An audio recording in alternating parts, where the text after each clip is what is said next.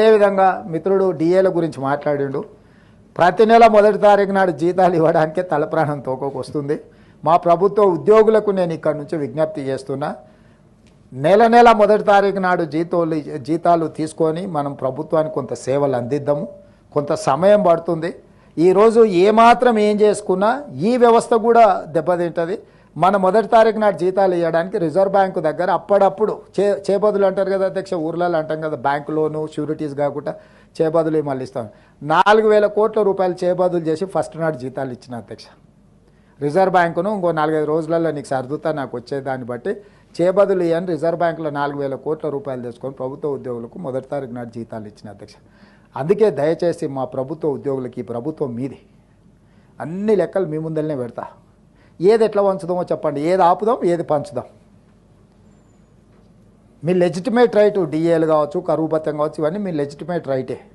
కానీ నిజమైన జీతభత్యాలు మొదటి తారీఖు నాడు ఇవ్వడానికే నిస్సహాయ పరిస్థితి ఉంది.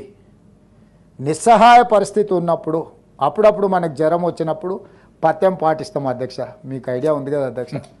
కొంచెం ఆరోగ్యం ఇట్లట్లయితే ఒక వారం రోజులు నాన్ వెజ్ తినడం మానేస్తాం, తెలుసు కదా అధ్యక్ష. మనం అట్లనే మనకి ఏదైనా పరిస్థితి, రాష్ట్ర ఆర్థిక పరిస్థితి కొంత బలహీనంగా ఉన్నది.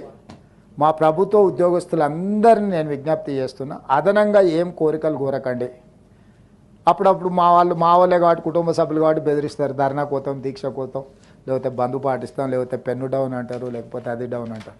ఏది డౌన్ అన్నా మొత్తం ప్రభుత్వం డౌన్ అయిపోతుంది. వాస్తవంగా అమ్ముదామన్నా మా దగ్గర ఏం లేదు, మా దగ్గర మా సొంతంది ఏదైనా ఉంది అమ్మి పెట్టినా సరిపోదు. మనందరం జపాన్లో ఒక పద్ధతి ఉంది, నిరసన తెలపాలనుకుంటే ఒక 2 గంటలు ఎక్కువ పని చేస్తారంట అక్కడ ఉత్పత్తి. అంటే ప్రభుత్వానికి నిరసన తెలపాలనుకున్నప్పుడు జపాన్ లాంటి దేశంలో ఉద్యోగస్తులు ఒక 2 గంటలు అదనంగా పనిచేస్తారంట.